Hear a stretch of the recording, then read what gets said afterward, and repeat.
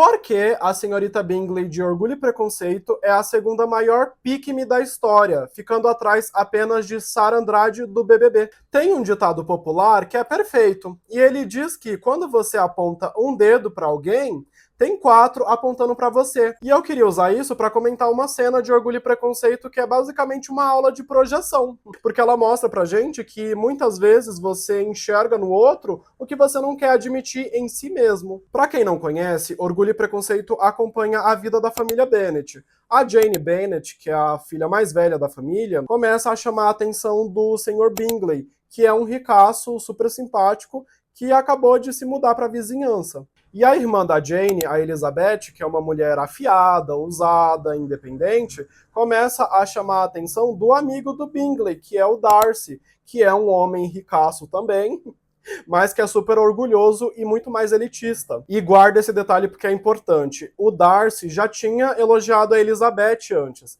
Ele tinha falado que os olhos dela eram belos, bem na frente da Caroline Bingley, que é irmã do Sr. Bingley. E a Caroline Bingley quer o Darcy para ela. Afinal, quem não quer, não é mesmo? E nesse momento da história, a Jane acaba ficando doente e ela fica hospedada na casa do Bingley. E daí, a irmã dela, a Elizabeth, vai visitá-la. Só que ela vai a pé, porque não tem carruagem, não tem cavalo.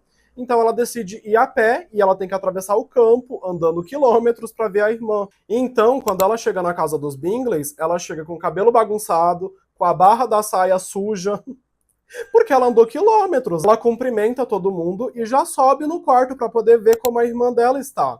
Só que assim que ela sai do recinto, a Caroline Bingley e a irmã dela já começam a detonar a mulher. Começam a falar que ela é uma selvagem, que ela estava toda despenteada, que, meu Deus, a barra toda cheia de lama, começam a acabar com a raça dela. E é nessa hora que a gente vê um movimento bem estratégico por parte da Caroline, porque ela vira pro Sr. Darcy e fala bem assim: ai, Sr. Darcy, eu acho que isso deve ter afetado a sua admiração pelos belos olhos dela, né? Ela diz isso porque ela sabe que o Sr. Darcy tá começando a criar uma atração pela Elizabeth. Daí ela ataca bem onde ela sabe que vai doer, porque nessa sociedade, reputação e aparência são tudo. Tanto que pouco antes disso, ela falou pro Sr. Darcy: nossa, eu acho que você não ia gostar que a sua irmã fizesse isso que a Elizabeth fez, né?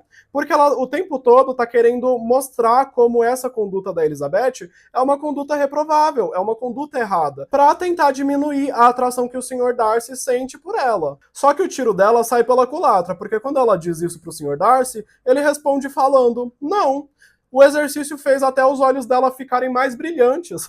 Logo depois disso, a gente parte para a cena que eu queria comentar. Todos estão reunidos na casa do Sr. Bingley e eles começam a discutir sobre o que seria uma mulher prendada. E aqui vale contextualizar que o conceito de mulher prendada ou accomplished era muito importante porque dizia respeito ao valor que essa mulher tinha no mercado, especialmente de casamentos. O Sr. Bingley, que é um fofo, ele basicamente solta que tem muita mulher prendada por aí. Só que o Sr. Darcy não concorda. Ele fala basicamente que não tem tanta mulher prendada assim.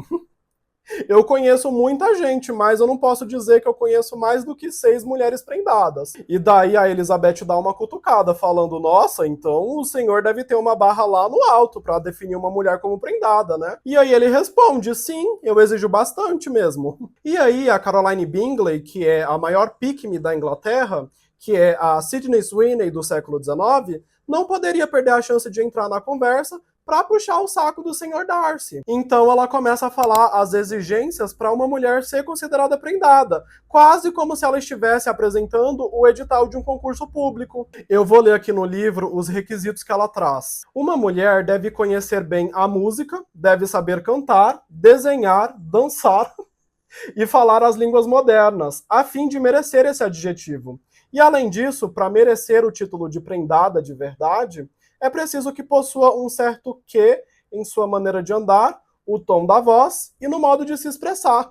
E aí o Sr. Darcy ainda coloca a cereja no bolo, porque ele também não pode perder a chance de piorar as coisas. Ele diz que, além de tudo isso que a Caroline Bingley comentou, ela também precisa desenvolver o espírito dela com a leitura intensa. Nessa hora, a Elizabeth dá uma resposta perfeita, porque ela diz: então por isso que você só conhece 6 mulheres prendadas. Me surpreende você conhecer uma, porque eu nunca vi uma mulher assim. Eu acho essa parte genial, porque ela mostra como o ideal feminino é uma meta impossível em qualquer momento da história, porque a régua muda o tempo inteiro. Você tem que ser bonita, inteligente, talentosa, culta, mas também não pode ser inteligente demais, porque daí assusta. Você tem que ser confiante, mas também tem que ser humilde. Você tem que ter opinião, mas também não pode ter opinião demais. Você tem que ser sexy, mas você também não pode ficar pensando ou reafirmando que você sabe que é sexy. E por isso que o ideal é inalcançável, porque ele não foi feito para uma mulher real.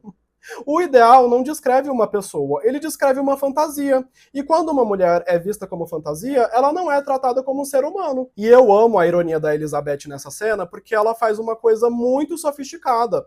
Ela não tá criticando as mulheres, ela tá desmontando um padrão impossível de ser alcançado. Quando ela diz que nunca viu uma mulher assim, ela não tá dizendo que nenhuma mulher presta.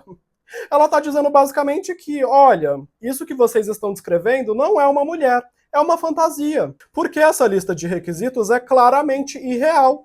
Imagina uma pessoa que sabe cantar, desenhar, dançar, falar línguas estrangeiras, ter elegância e ainda ler de forma frenética. O que é isso, gente? Só que quando a Elizabeth basicamente aponta aquilo como impossível, todo mundo da sala discorda e responde, nossa, mas eu conheço várias mulheres assim, como se a Elizabeth tivesse uma falta de fé no potencial feminino. Basicamente como se eles dissessem, nossa, mas você duvida que uma mulher pode fazer tudo isso? Só que ter expectativa muito alta, às vezes parece sinal de que você valoriza algo, mas muitas vezes essas expectativas são apenas uma forma elegante e bonitinha de manter o controle. Você coloca a barra tão alta para uma mulher ser considerada prendada, então você coloca essa barra tão alta que daí nenhuma mulher alcança. E aí você pode continuar julgando, comparando, diminuindo e nunca precisando ou querendo lidar com uma mulher real, porque as expectativas sempre são extremas. Então, nessa cena, a Elizabeth está sendo sarcástica, mas aqui é mais do que sarcasmo. É uma crítica social. Ela está basicamente dizendo, vocês chamam isso de mulher completa, mas esse é um ideal feito para esmagar e excluir outras mulheres que não se encaixam nesse padrão. Só que depois dessa conversa, acontece a cena mais reveladora para mim, porque a Caroline Bingley espera a Elizabeth sair da sala e fala, nossa, a Elizabeth é uma dessas moças que procuram se mostrar aos olhos dos homens falando mal de outras mulheres, e muitos homens se deixam enganar por isso. Só que isso é projeção pura, porque ela estava fazendo exatamente isso 2 minutos atrás. Quando a Elizabeth chegou na casa, a Caroline já começou a falar mal da aparência dela na frente do Sr. Darcy, com a clara intenção de puxar o tapete dela e fazer o Sr. Darcy perder o interesse. E tem um detalhe que deixa isso ainda mais óbvio, porque ela não esqueceu que o Sr. Darcy já tinha elogiado os olhos da Elizabeth. Aquilo ficou martelando na cabeça dela. Então, na primeira chance de voltar pro assunto aparência, ela tenta enquadrar a Elizabeth como uma pessoa sem vergonha, com modos feios, porque no fundo ela quer queimar o filme dela antes que o Sr. Darcy se apaixone de uma vez por todas. Ou seja, ela diz que a Elizabeth tá querendo se mostrar falando mal de outras mulheres, quando na verdade é ela que tá querendo se mostrar falando mal da Elizabeth. Ela acusa a Elizabeth de manipulação, enquanto é ela que está querendo manipular o Sr. Darcy. E é exatamente por isso que a Caroline Bingley é a segunda maior pick-me da história, porque o comportamento é o mesmo, só muda o século. Assim como a Sara Andrade no BBB, a Caroline usa a crítica a outra mulher como uma tática para se elevar aos olhos do homem que ela quer impressionar. Ou aos homens, né? É a mesma técnica de manipulação, só que ao invés de criticar por uma postura no jogo, a Caroline Bingley critica por uma saia suja de lama ou por uma aparência que não está 100% alinhada. Lição do dia: cuidado com o que você cospe por aí, com o que você fala dos outros, porque talvez você acabe revelando sem querer quem você é de verdade. E não seja uma pick-me, porque ninguém gosta de pick-me. Mas enfim, concordam com a minha opinião? O que vocês acham? Curtam, comentem e me sigam para mais. Beijos!